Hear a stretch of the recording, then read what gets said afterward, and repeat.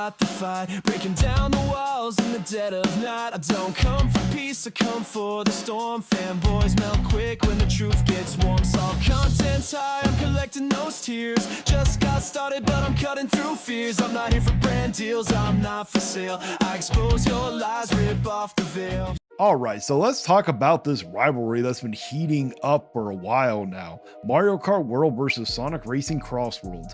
Two heavyweights, two iconic mascots, and two games trying to carry the torch of kart racing in 2025. But when you actually sit down and play these games, the differences start to show. So tonight I want to break it all down: mechanics, rosters, tracks, music, customization, performances, pricing, and see who really deserves to be called the king of kart racing. And I promise I'll keep it neutral, no salt, no bias, just honest, long-form analysis from a gamer who spent way too many hours drifting around digital racetracks. Let's start with the basics. Mario Kart World, Nintendo's latest entry in their decades-long franchise, came out swinging with a big promise: more racers than ever before, expanded track variety, trademark Nintendo polish, and an open world mechanic. It sold incredibly well as expected, but the reception has been mixed. Some fans love it, some feel like it's a downgrade from Mario Kart 8 Deluxe. Meanwhile, Sonic Racing Crossworlds came out of nowhere. Sega clearly saw the opportunity Mario Kart had left some openings, and they filled those gaps with pure energy. It's fast, flashy, and ambitious. It's not perfect, but it's doing surprisingly well both critically and among fans who just want something new. In a lot of ways, it feels like the classic Sega comeback, rough edges sure, but packed with personality and soul. Now let's talk roster. Mario Kart World boasts a massive 50 character lineup, which sounds unbeatable at first glance, but then you actually scroll through and you realize half the roster is NPC filler. Background toads, minor Koopa variants, random enemy types that no one ever asked for. It's quantity over quality, and that's always been the Achilles heel of modern Mario Kart. Where are the real fan favorites? Where's Diddy Kong? Where's Dixie Kong? Funky Kong? Hell, where's even Donkey Kong Jr.? There were so many characters they could have used instead. Nintendo had a golden opportunity to give fans a true all-star cast, and instead they padded it out like a mobile game roster. On the other hand, Sonic Racing Crossworld only starts with 24 characters, 37 if you count the free post-launch editions that drop monthly. And at first, that sounds like a disadvantage, but when you play, you quickly realize every single one of the 24 racers feels distinct. Each one fits into the Sonic universe perfectly, with unique vehicles and personality that pops. There's no fluff. Even the guest characters like Mika, Joker from Persona, and Ichiban Kasuga from Yakuza feel like they belong. Every addition has weight that makes a huge difference. So even though Mario has the numbers, Sonic wins the roster battle through sheer personality and thoughtful design. Now let's drift into the tracks, the heart of any kart racer. Sonic Crossroad gives you 39 tracks, and honestly, they're all bangers. From city skylines that shimmer with neon to ocean circuits that twist and turn like roller coasters. Every single course feels handcrafted with purpose. There's not a bad one in the bunch. Mario Kart World, to its credit, has some truly amazing courses. Bowser's Castle in this game might be one of the best it's ever been. Pure adrenaline from start to finish, but the problem? The new Grand Prix format ruins what made Mario Kart iconic. Instead of the classic cup system, we're stuck doing endless highway-style tracks that feel copy and pasted and soulless. 2 laps on a gray road, traffic everywhere, and barely any creativity. It's not just a downgrade, it's almost like they forgot what made Mario Kart special in the first place. So while both games have high points, I gotta give the track design win to Sonic Crossworlds. It's simply more exciting, more dynamic, and more imaginative. Moving on to the music, and here's where things get interesting. Sonic's music has always been one of Sega's secret weapons. Crossworld is no exception. It's full of high energy, pulse pounding tracks that particularly make your controller vibrate with rhythm. Every stage theme pumps you up and makes you feel like you're in a high stakes race to save the world. But then you listen to Mario Kart World soundtrack and nostalgia hits you right in the chest. It's warm, familiar, and full of those classic Nintendo melodies that remind you why you fell in love with the franchise in the first place. The orchestra work, the remixes of legacy tracks, it's hard to compete with that level of legacy charm. So even though Sonic's soundtrack gets your heart racing, Mario Kart's music gets your soul smiling. I'll call it music point goes to Mario Kart. Let's talk mechanics, because this is where the two games really separate themselves. Mario Kart World adds grinding and wall riding, which are fun in concept, but the core gameplay loop is broken. There's no real incentive to race well anymore. Players hang back to get better items called sandbagging their way to victory. It's not about skill, it's about exploiting the item system. Sonic Crossworlds, on the other hand, feels like an actual racing game. Items are randomized more intelligently, races reward skillful driving, and there's a surprising amount of customization in how your racer performs. You can tweak stats, modify item layouts, and even adjust how your boosts work. Whether you want pure speed, more defense, or offensive options, it gives players control, and that's huge.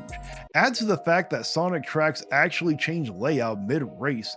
Lap 2 isn't the same as lap 1, and suddenly you've got something that feels alive, dynamic, and fresh. So in terms of gameplay depth and racing satisfaction, Sonic takes the mechanic point, without a doubt. Now let's talk about the karts themselves. This is a big one, because customization is a major part of modern racing games.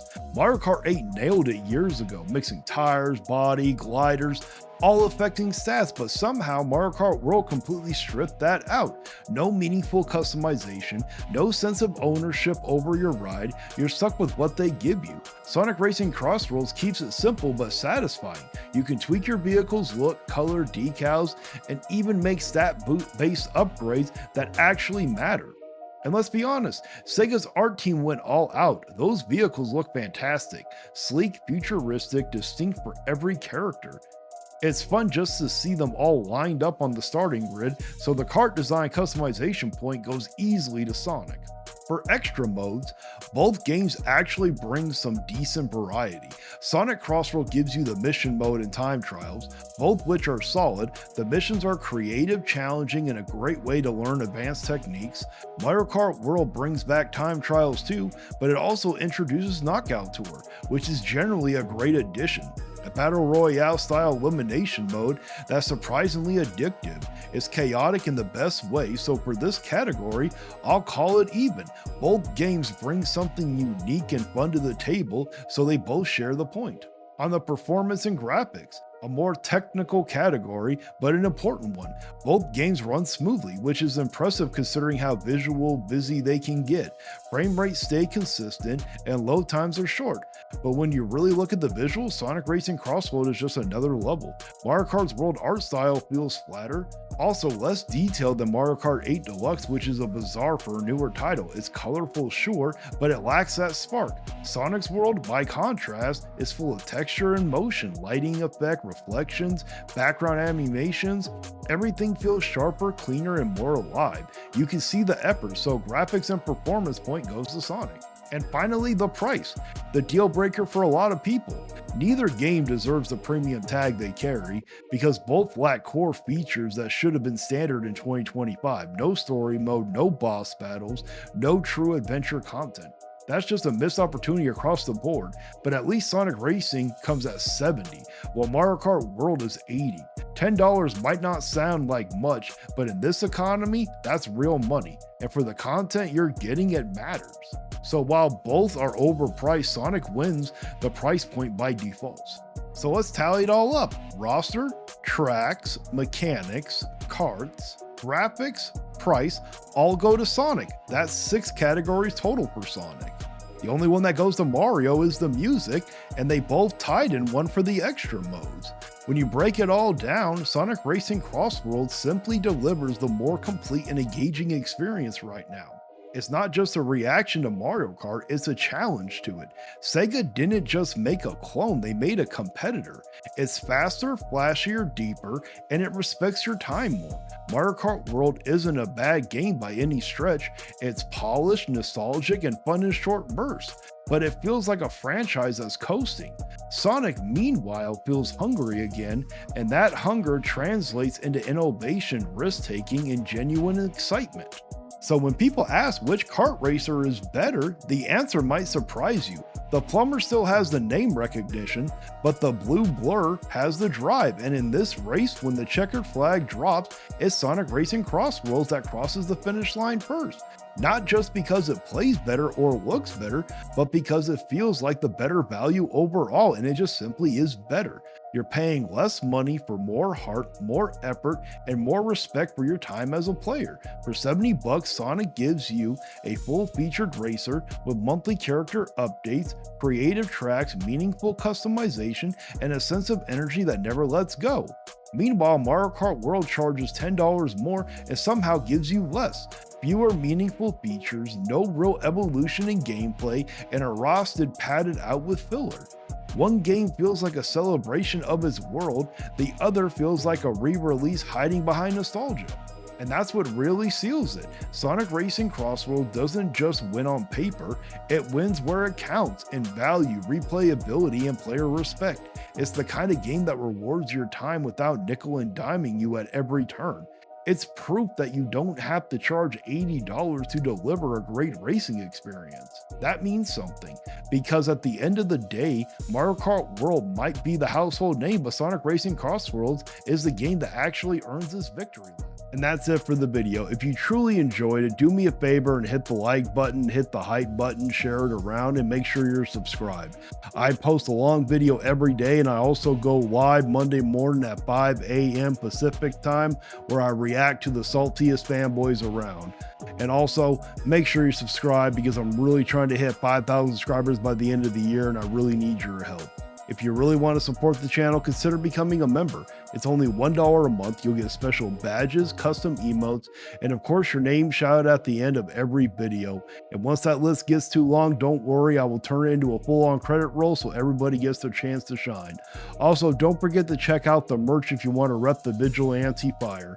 And as always, until next time guys, stay vigilant. And now it's time to read off the members of the channel. We got Koros Objective, Maximilian Pegasus 88, Matt Fox 94, Shade Milkman, Oh No Is Justin, Brian Payne, Andy Ritz, J Wesby 65, C Stars Piplup, Maximus 2400, Geezer Noob, Dustin 360, That PlayStation Gamer, The Gaming Rip, Raymond YouTube 1, Brian Abraham, Stephen Ramy, Vetful Zexel, Wooden's Throne, Matthew Buckley, Byron Morse, King Paco Nintendo Lover, AV Gator 2000, Blue Moon, John Barr, Baron Grod, Kawabi Asari, Is Josephus, Gundam Hufflepuff, Johnny Bones Jones, Angel Black, The One and Only Groot, Female Goku, Power Mad UK, Thomas Hopkins Jr. Thank you so much for becoming part of the crew. You can cry in the comments, but you won't survive. Like and subscribe if you feel that vibe. We're hard